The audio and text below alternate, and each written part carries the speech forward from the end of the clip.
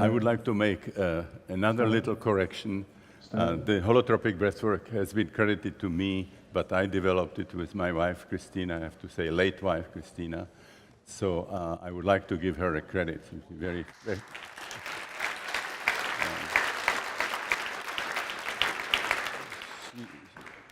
She very frequently didn't get the credit even for things that she single-handedly contributed to our work. And so this is the impact of patriarchal society. I would like to emphasize that we did this work together for 40 years. Okay, Stan, there is a monitor on the floor where you can see your own slides. Okay. Yes. Okay. First, I would like to thank for the invitation. I would like to thank Maurizio and Zaya, and I understand something that had to be a large team of people who worked on this. Thanks for the dedication, for the love, for the commitment. I think this is a beautiful, extremely rich program, and I feel very privileged, very honored to participate.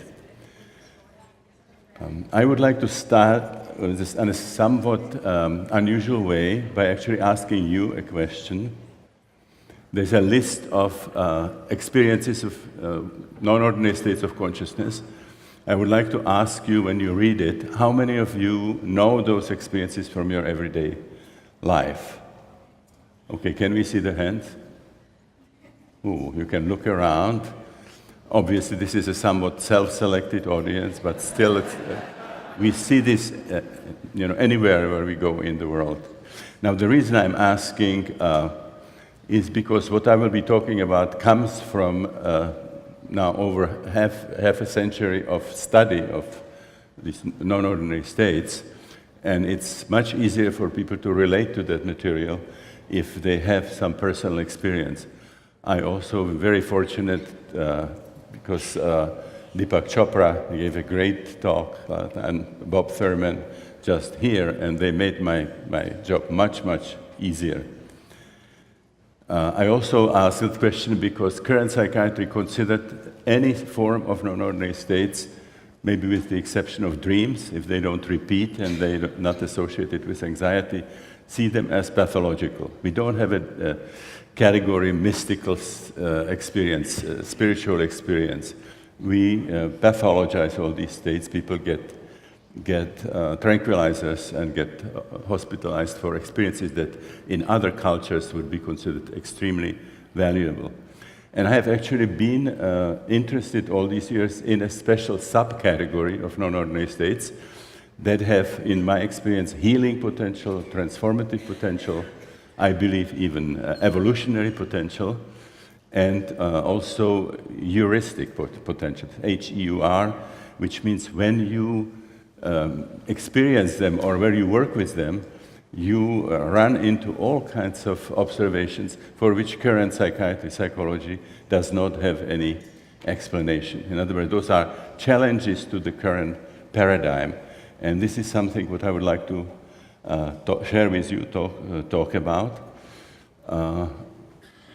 I published a few books with the State University New York Press, and when I was approaching my 70th birthday, my editor called me and said, "Stan, we published books on different aspects of your work. Would you consider writing one book that would kind of bring it together and be like an introduction to the books that are already out?" And then there was a pause, and then she said, "And would you focus specifically on the experiences that current psychology and psychiatry cannot explain?" And then was an even longer break. And then she said, "And would we try to just sketch, what would psychology, psychiatry look like if we integrate these and make them sort of part of the conceptual framework in psychiatry and psychology?" So this we would call tall order, but I was very excited because we started having training all over the world, and there was a new generation, and we needed a manual, and this was an offer from SUNY Press to make that manual for us. So I wrote the book and gave it a deliberately provocative title, psychology of the future. I felt if I write books like The Holotropic Mind or Beyond the Brain, people can take it or leave it. If you say, this is psychology of the future, people will notice, either get excited or get pissed. Who do you think you are? Do you dare? So it's called psychology of the future.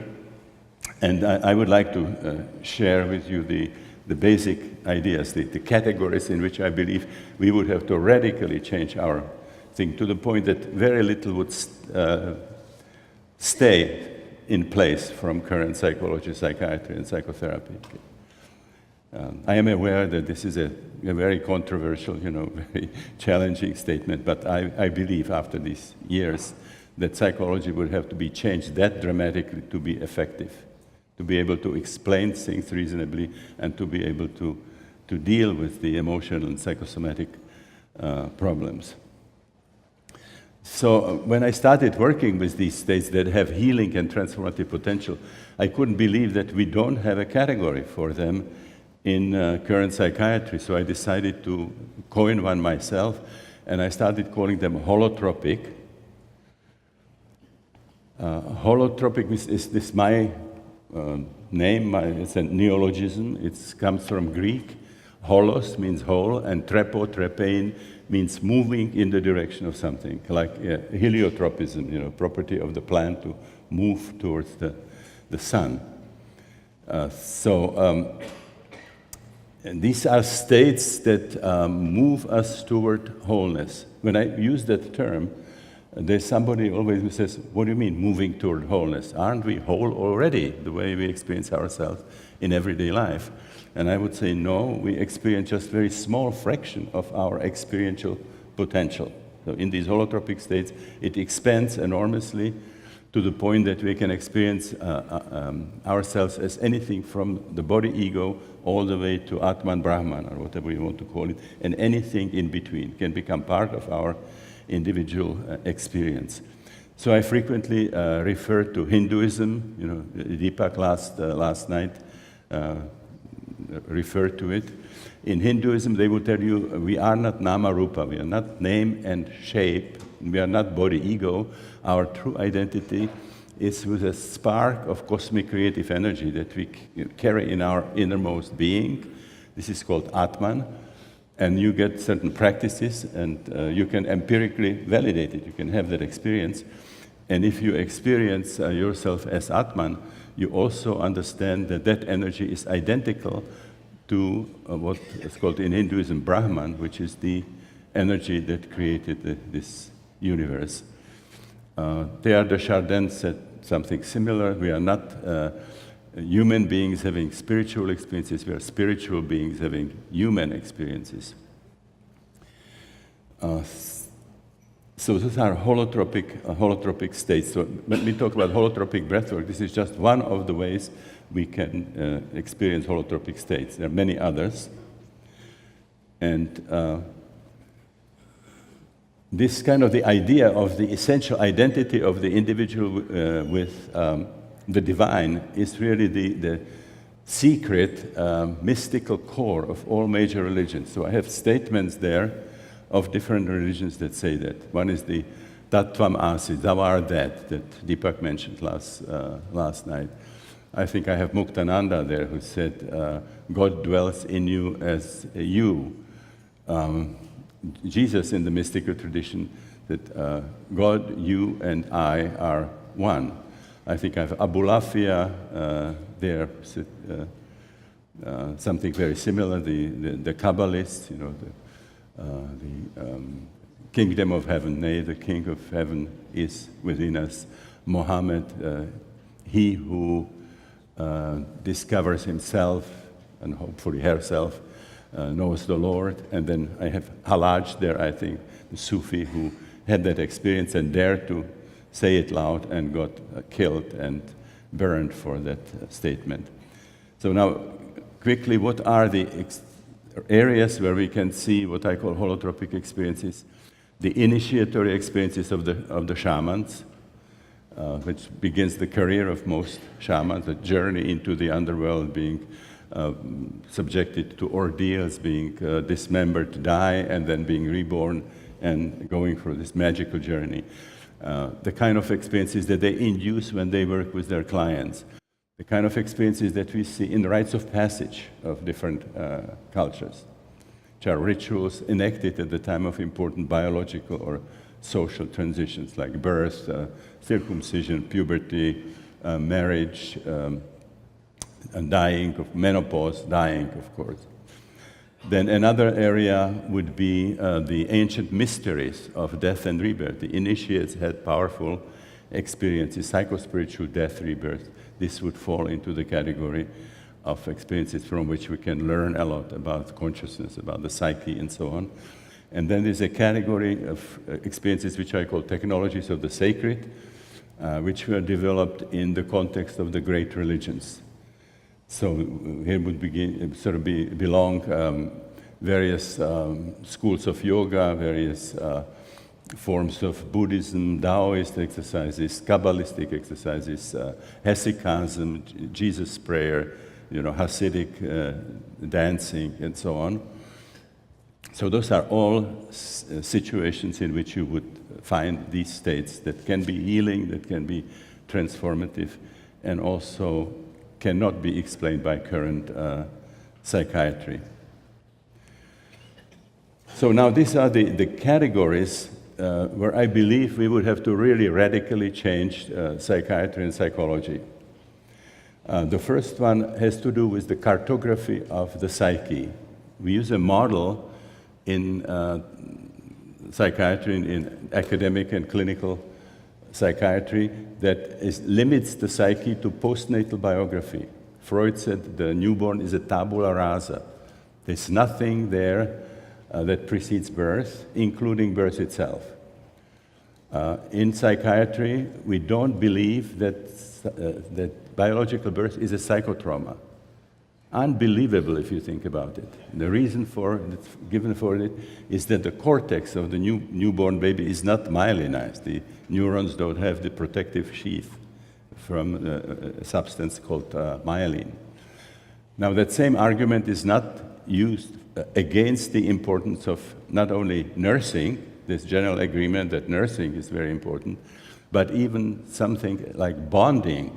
This is accepted in professional circles, that the exchange of looks between the mother and the child can influence the whole relationship between the mother and the child. Now we are asked to believe that it's possible to go through the birth canal, for 20, 30, 40, 50 hours, die and have to be resuscitated. It's not experienced, it's not recorded anywhere because the cortex is not myelinized, and then instantly after coming out, you are sensitive to such nuances like how the mother looks at you and nuances of nursing. Amazing logical gap in a category of people who are very proud of rigorous sort of logical thinking. Now you don't have to have a cortex even to have memories, you see. I think 15 years ago, Eric Kandel got a Nobel Prize for studying memory mechanisms in a sea slug called aplysia. So sea slugs have memory, but newborns cannot have memory because their cortex is not myelinized. So if you work with holotropic states, you will see daily people going through powerful experiences of biological birth. And this is a tremendous repository of difficult emotions, difficult physical sensations, out of which various forms of psychopathology can develop, emotional and psychosomatic problems.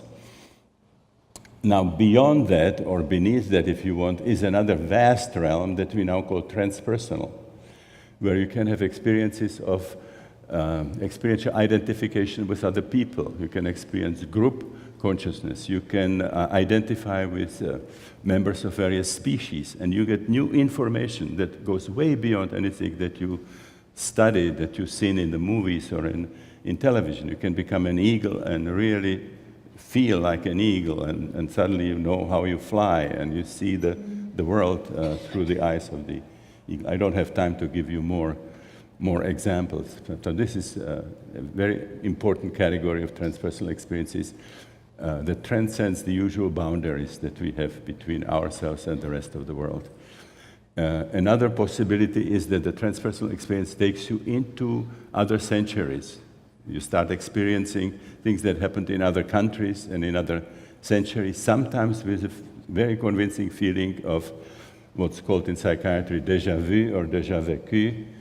This what's happening to me now is not the first time. This happened before I once was that person. And that's a category of experiences that has, tremendous, again, heuristic importance. And then there is the realm that Jung brought to the attention of psychiatrists, which is the archetypal, the mythological realm, where we can have experiences of archetypal mythological beings or realms of cultures that we have never studied. So this is the cartography that we have to use, and very similar to the cartography that you find in the great Eastern spiritual philosophies, Buddhism, Hinduism, Taoism, and so on. Parts of it also would be found in shamanic literature. So that's the size of the psyche. The psyche is infinitely larger than the way it's presented in current psychiatry and psychology. And now, if we work on some emotional psychosomatic problems, the idea in psychiatry today is that it started sometime after you were born. There's a whole, in traditional classical psychoanalysis, and whole cartography, kind of a dynamic classification, when you link actually different problems to the time when they originated. Let's say you have oral problems like addiction, alcoholism. This psychoanalysis would also put manic depressive disorders there, which are oral. Then you have obsessive compulsive, which would be linked to the anal zone, to the time about 2-3 years of age, toilet training. Then the urethral, which would be related to fear of blunder and perfectionism. And then you have hysteria, conversion hysteria, and anxiety hysteria, the different phobias, where psychoanalysis believes that it started sometime at the age of 4, at the time when there was the Oedipus triangle or Electra triangle and so on. So everything postnatal, these things started from scratch. There was nothing that preceded them. Now, if we work with holotropic states, you always find some significant connection to your childhood, to your history. This is not that this is wrong, but it's just barely a surface, scratching the surface. If you work with breath work or in psychedelic sessions, or if you are in spiritual emergencies, spontaneous episodes of these states, you will find out this goes deeper. This would be connected to one of the stages of birth. I talk about them as basic perinatal matrices. And then there will be even deeper roots, like to past life experiences or some archetypal matrices or even phylogenetic. So this seems like very bad news. Okay? We thought we just have to clean a little what happened in our childhood and everything will be fine. Now the playground is bigger. The playground is the whole universe now. Now, the good news is that there are powerful healing and transformative mechanisms associated with these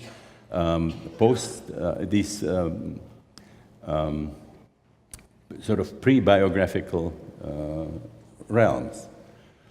So there's, for example, powerful healing that can happen when we relive birth and we express the emotions, when we release all kinds of pent-up physical energies from birth. There are powerful mechanisms of healing associated with past life experiences. I have seen people where the final resolution came after they allowed themselves to experience what they believed was, or they felt was a past life experience. Allowing some powerful archetypal form comes through can be very healing, including archetypal energy that has demonic quality, where the session looks almost like an exorcism. Then another extremely powerful healing experience is experience of cosmic unity. If you have the feeling of being one with other people, being one with nature, being one with the universe, being one with God, this is an extremely powerful healing mechanism. There's nothing that psychiatry has that comes close to it. Unfortunately, we would diagnose it as a psychosis, and we would stop it in people rather than supporting them. So this would really have to change radically. Otherwise we are really interfering with very, very powerful self-healing process. There is another important problem that is related to this, and that's the strategy of psychotherapy and self-exploration. What do we do? How do we do it? Now the problem is we have any number of schools, and each school will tell you something completely different about what are the main motivating forces in the psyche. Is it sex? Is it inferiority feelings that we are trying to overcompensate? Is it that we don't have powerful enough complete orgasms, the way Reich was talking about it? It's something that the culture is doing, when Karen Horney talked about it. So if you have a problem, you can flip a coin, you can choose a school. Each school gives you a different story, what's wrong with you. Each school asks you to do something different, and we don't seem to be bothered by that. You know, we don't have 50 schools of chemistry where each of them has an idea what's happening when you put two substances into the test tube. And we are very offended when they don't think we are very scientific, okay, psychiatrists, psychologists. So now, what is the alternative? Jung was very, very close to this. We have a certain self-healing, powerful self-healing potential. If you go into a non-ordinary state of consciousness, into a holotropic state of consciousness, it mobilizes something like an inner radar, which will find in the body and in the psyche contents which have a strong emotional charge, what Freud called cathexis. And these kinds of elements from the unconscious that have a strong emotional charge and are in the right connection to the threshold of consciousness, so that they are available that particular day, they will emerge spontaneously, and we can use them for processing. Now, there are others that are important that we'll have to wait 3 or 4 sessions before they become ready, because before they come to the threshold of consciousness. But the process is happening spontaneously. I mean, there is a radar. We don't have to make the decision. You see, what we are going to work, how we are going to work on it. We become co-adventurers. We have to intelligently support that process, and we have to trust that there is a self-healing intelligence which is far beyond anything that we can come up with in our different schools of psychotherapy. I don't know if I have time. I'll tell you quickly a story from my own psychoanalysis that illustrates it. I was in psychoanalysis for 7 years, and I had an analyst who was probably in his 70s, and there were about 7 other psychoanalysts, psychologists, or psychiatrists, psychologists who were in the training with him. And his thing was that he frequently fell asleep during therapy, and we knew about it. We were joking about it. We had to do something to try to bring him back into the process. And we also had seminars where we could present case histories and referring about books and so on. And we could ask questions. So one of us asked the question, what happens, just a purely theoretical question, what happens if a psychoanalyst falls asleep? If I keep free associating, does therapy continue? You know, is the process interrupted? Should you get refunded for those periods? Money is so important. And he couldn't say this wouldn't happen. I mean, he knew we knew, so he had to do something about it. So he said, yeah, it can happen. Sometimes you are tired, you're just recovering from a flu, you didn't sleep well. Yeah, it can happen. He said, but if you are in this business for a long time, you develop this sixth sense. You fall asleep only when that stuff that's coming up is irrelevant. When something important comes up, you wake up and you're right there. Now, he was from Russia, an immigrant from Russia, and he was great admirer of Ivan Petrovich Pavlov, who got the Nobel Prize for conditioned reflexes. And Pavlov frequently talked about the inhibition of the cortex, like in sleep, and talked about hypnosis, where you can maintain a waking point. Your cortex is inhibited, but the hypnotist can get through to the waking point. And his favorite example was a mother who can sleep through heavy noises, but when her own child starts moaning, she wakes up and says, he said, it's right, just like Pavlov's mother. If something important comes out in analysis, you wake up and you are there. Well, you know, important by whose definition? Had I had an Adlerian therapist or a Freudian therapist or Jungian, they would have fallen asleep and waked up at different parts of my narrative. Okay. So the self-healing intelligence that happens in holotropic states saves us this decision-making, what is important, what isn't. It would not come up if it's not important. If it comes up, it's important. Freud had something similar about dreams. You see, he called dreams a via regia into the unconscious, because we carry, according to Freud, these in the unconscious very heavily charged memories, and when the sensor goes down, when we go to sleep, they start emerging, and they would disturb us. So he said that dream work actually binds that and protects dream. And this is why working with dream is important, because when it gets into a dream, it has to be emotionally relevant. So if something emerges in a psychedelic session, if something emerges in the holotropic breathwork session, it is important, because otherwise it would not make it out. So this is how we have to learn to support people, even if we don't understand. Sometimes it happens in mysterious ways. I wrote a book, When the Impossible Happens. There are examples when healing happened in ways, powerful healing in ways that I don't understand to this day. And I might have an idea what should happen, where the problems were, and then something different happens and it turns out to be the right thing.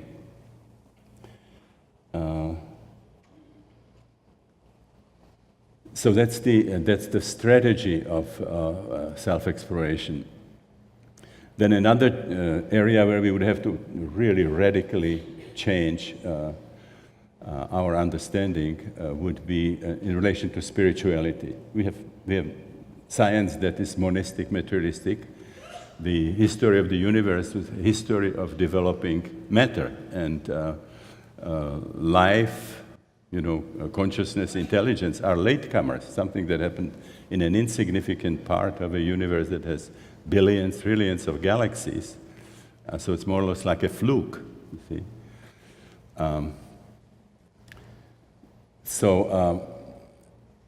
If you have this kind of understanding of the universe, say, what is spirit? What are you talking about? If you are spiritual, there's something wrong with you. You don't know your science. You don't know materialistic science discovered about the universe. This is primitive thinking. This is magical thinking. This is a primary process. Okay? And if you have experiences of the spiritual realms, you get a diagnosis, and we stop it. Okay?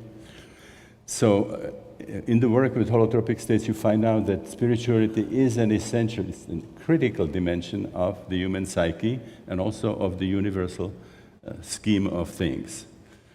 One of the things that happens typically in holotropic states is you regress, you experience age regression, and when you come to birth, this is where a new quality comes into the experience, which Jung calls numinosity.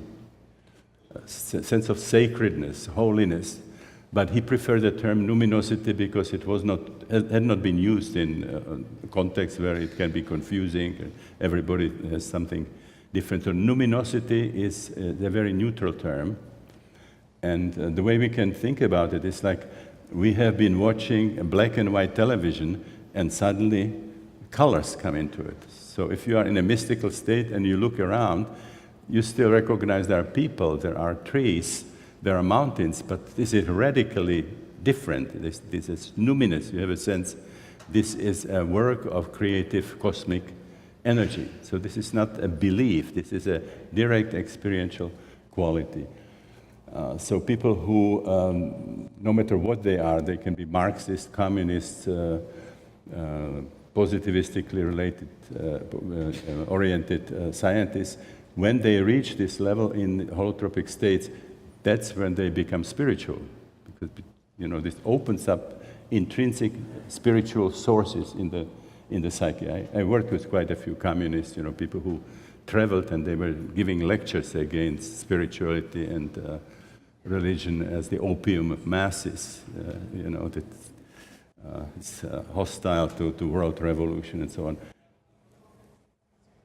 10 minutes, okay.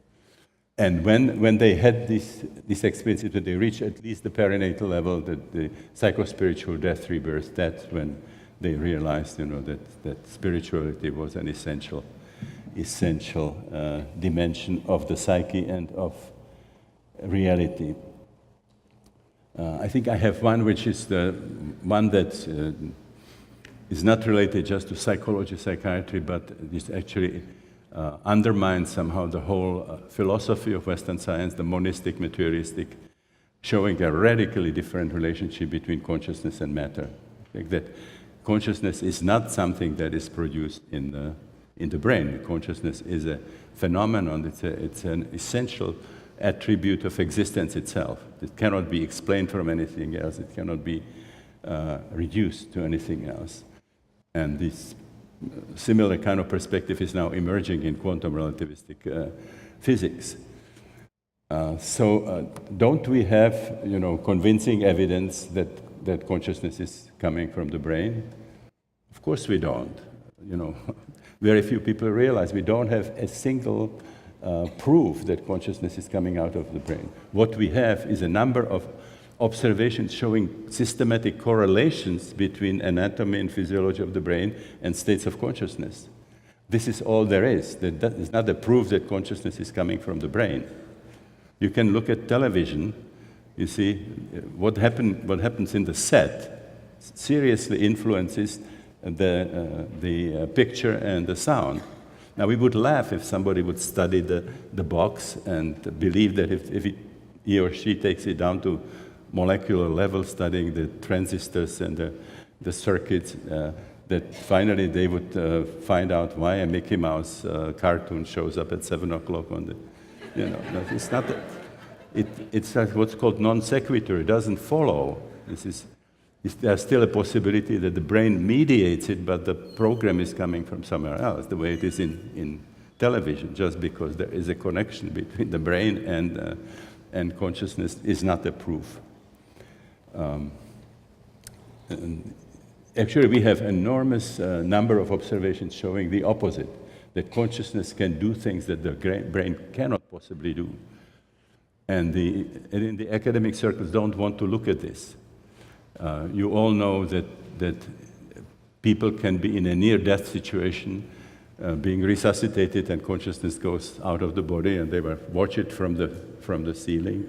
And then they decide to go for a little trip, so you go to other rooms of the building, check what's happening there, maybe take it through the ceiling, look around, or experience something that's happening hundreds of miles away. And if you have an open-minded scientist who goes and checks, those things are verifiable. This is called veridical out-of-body experiences. And there are studies now done by people like Ken Ring, showing that this can happen to people who are congenitally blind. When they are congenitally blind and they have a near-death experience, when consciousness comes out of the body, they can see. And again, it can be validated. It can be validated by people who have the gift of science. So this is a major argument against materialistic science, and brings really the thinking in psychology and psychiatry very close to the great spiritual philosophies of the East. Did I have anything else there?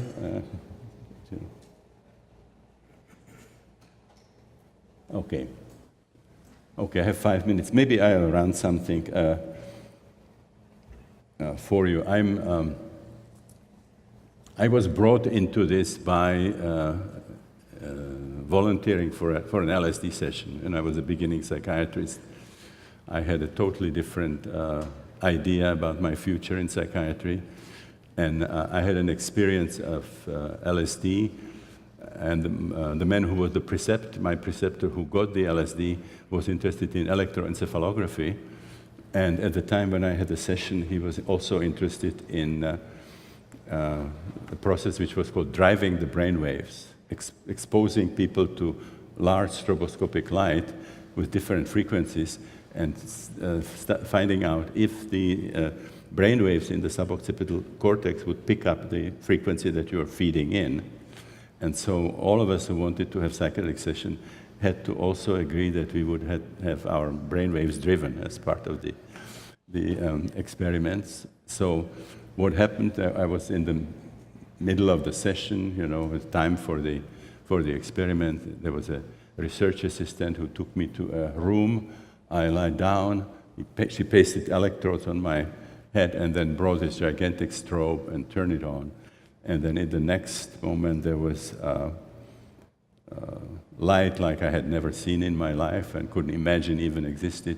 My consciousness was just catapulted out of my body, and I had the feeling of being totally extinguished, but I had the feeling I became like all there was, nothing and everything at the same time.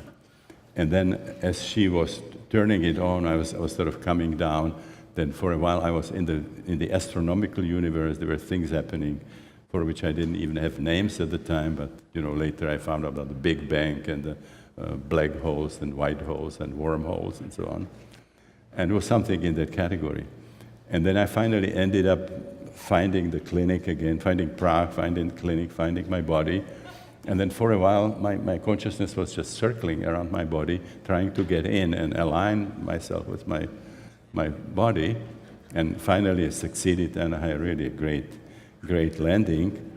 And I was very impressed. I said, I'm already stuck with psychiatry. At that time I was getting disappointed with psychoanalysis.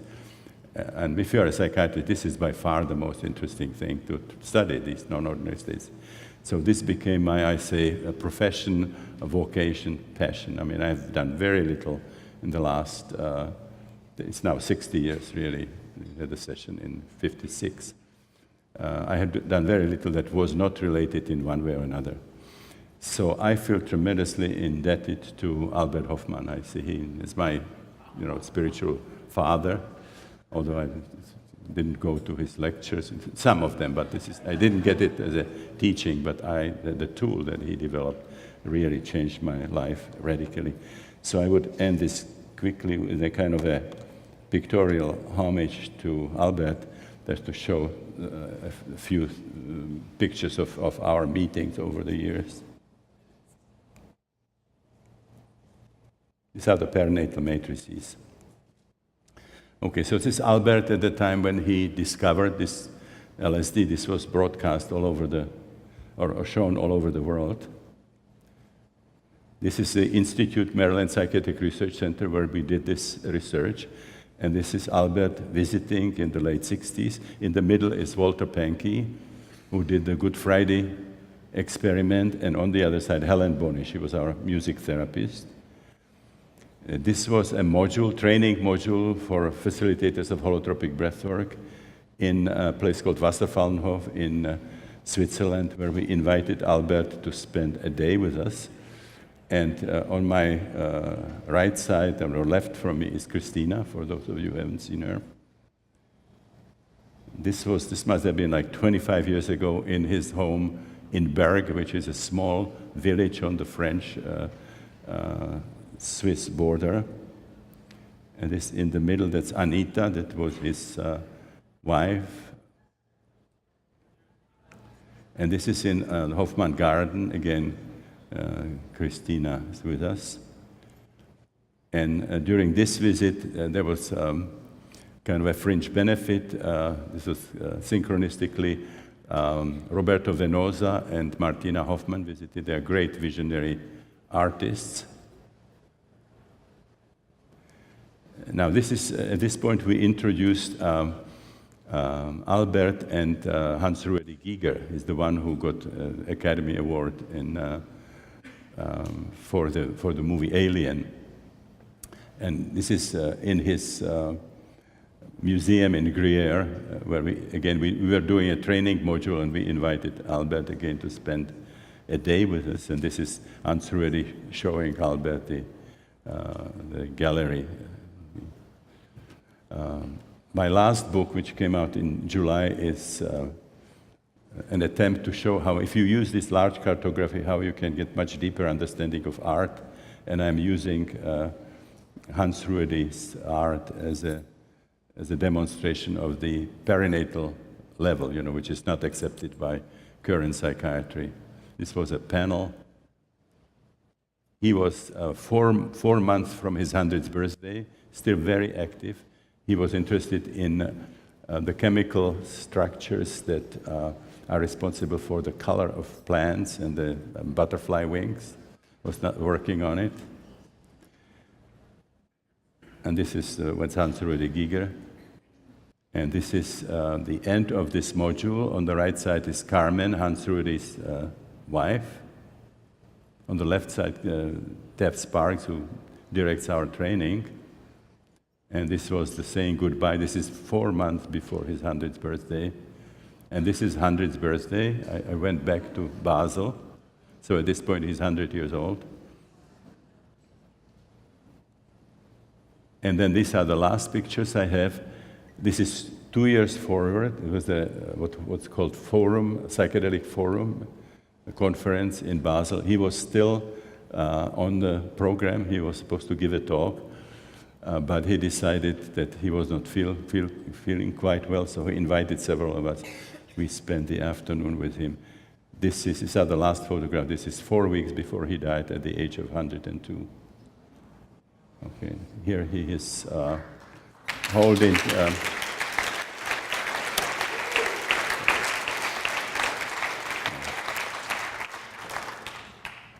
Rick Dublin is his hero because he's almost single-handedly with his group, responsible for this incredible renaissance of psychedelic research that's coming. Thank you very much for your attention.